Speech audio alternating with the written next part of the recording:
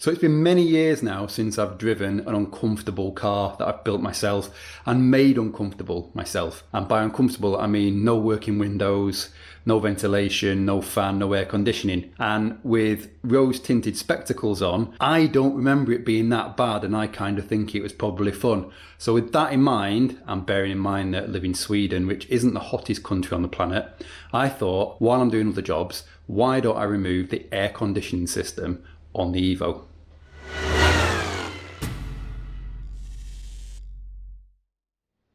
So when I'm talking about other jobs on the Evo, this is an ongoing saga with fitting this new front bumper, which led to me wanting a new intercooler, which led to me wanting new pipework, which led to me wanting a PAS cooler, which then led to me wanting to change the oil cooler. And then I started thinking about changing the radiator. And then with all of those thoughts going around in my head, I thought, why don't I get rid of the air conditioning system while I'm at it? And one of the reasons for that is A, to save weight, and to remove complexity, which is always something to strive for me with a car. But I had to remove the air conditioning fan from the condenser because the new intercooler is so big and so thick that it wouldn't fit with the fan in place. So that's why I'm doing the PAS cooler as well, because the standard PAS cooler lines can't stay where they are.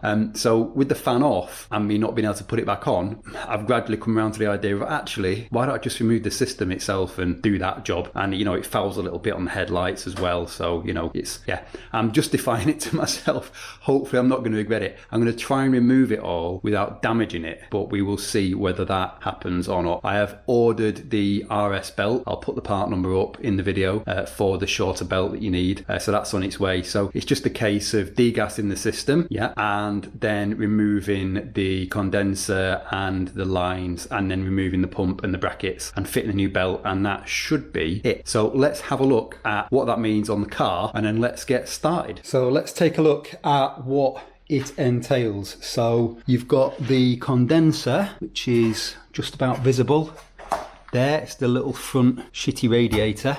Then you've got the front pipe work, which kind of runs around here into whatever you call that, I don't know. And then that runs round behind there along the bulkhead down into there. And then you've got the thick pipe that runs all the way along and across and comes to here, and that one's down there, and that goes into the pump, I think, down there. So just got to get all those bits off. I think start with some of the top front pipe work and that can, whatever it is, get that out. Then we can get rid of the condenser, which you just need to bend the radiator out of the way to get to, I hope. 2 bolts on that, I think. And then obviously I've already taken the fan off. And then it will be doing the rear pipes, getting them all out. And then the last thing to do is going to be to get the pump off, which is obviously being driven by the auxiliary belt, get the belt off, and then I've got our replacement RS belt that I'll show you in a little bit when we get to it, and the part number and stuff that you need for that. So let's get cracking. Just before we make a start, I'll point out 2 things. The first one is I've already drained the system. Obviously you need to take that to somewhere to drain it and do it properly so you don't get in trouble and you don't wreck the environment and the penguins and the polar bears and all that stuff. And I also hope to remove it all without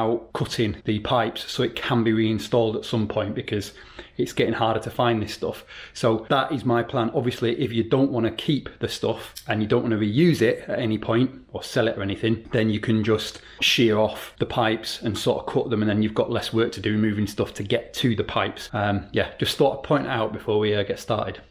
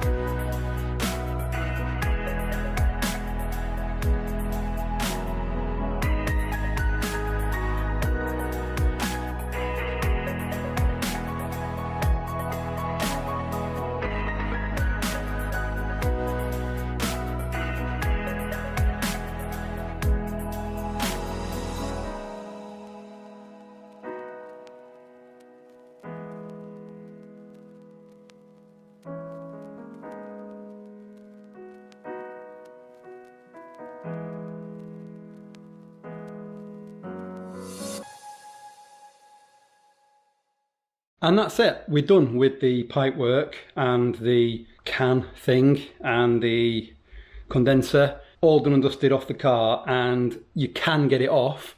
You've got to wiggle it around a lot, but I'm used to doing that with stuff on the Spider. You can get it off without damaging it, so you can keep it all intact. So we've got everything so far down there on the floor. The only thing we've got left to do now is we need to take off the pump, which is on the bottom. You can see it from here. So it's the bottom one down there. We need to take that off. So the first thing we need to do, I might just have said that, is need to take off the guard, the plastic guard for the inner sort of arch liner, and we need to get the adjuster for the, tensioner, for the fan belt. We need to get that out of the way so the belt is loose, so we can get the belt off, and then we can hopefully just unbolt, which I think is probably 4 bolts or something like that, the pump and probably the bracket from the pump or anything else related to the pump, and then that is aircon removed. And once aircon is removed, then we need to put on our new belt, and it's a case of putting everything back as it was and making sure I've not broke anything, and that is that. So not that complicated a job, but obviously this might be complicated, we will see.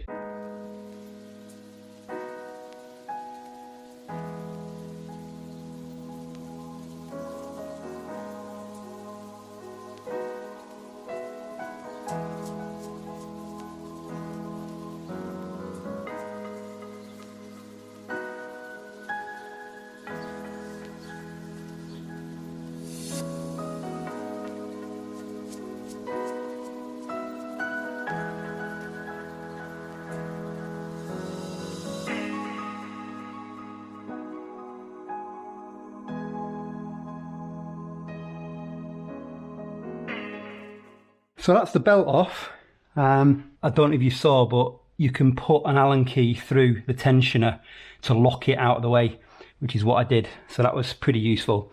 But now we can hopefully get the pump off, which is 1, 2 bolts on the top, and then I think 1, 2 on the bottom, 12mm. So let's do that, and then I think we are pretty much done, apart from putting the belt on and putting everything back together, of course.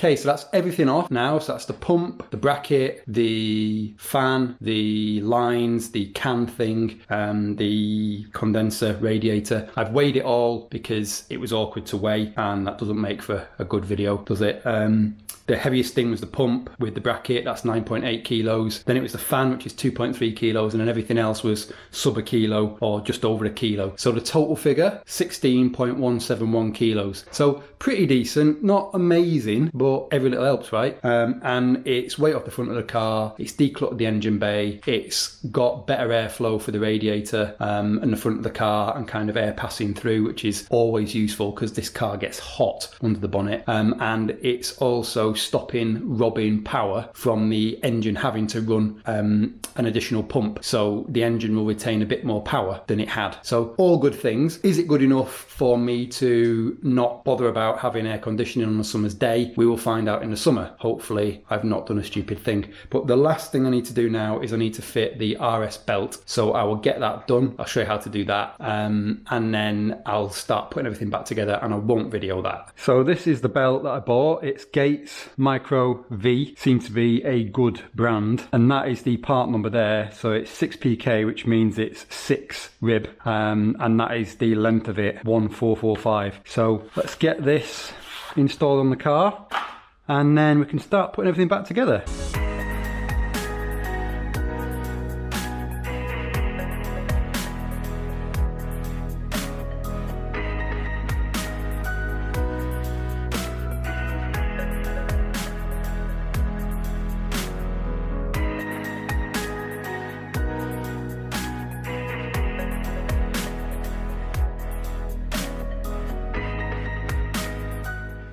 So that is it, all done and dusted, aircon gone. Not a very difficult job, I'll be honest. I think that's pretty simple to do.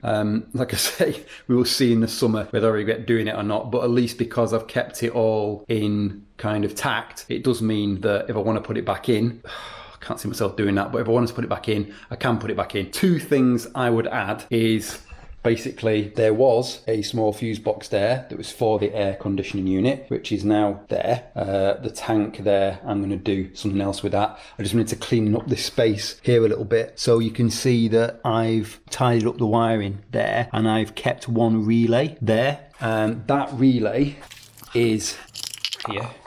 It's the only one that isn't for the air conditioning. So all of these are air conditioning, but C there, top right, in the little fuse box, that is for the main radiator, and that is, I think, for the high speed on the main radiator. So I've tested that, made sure it's still working, but you can see here, if you look at the fuses for the main part on the car, you've got B here, which is main radiator, think low speed. So I kind of figured that, well, maybe that is to do with the fan on the radiator, so I'll keep that. So I've kept that in place, but tidied everything else away. And the only other thing I've done is I have made the little bracket up to blank off where the aircon hoses used to go into the sort of heating system in the car. So I don't know if you can see that or not, but it's those two shiny bits there, just a bracket hidden down there. And that is it. So hopefully that's been useful. Onwards and upwards to the next video.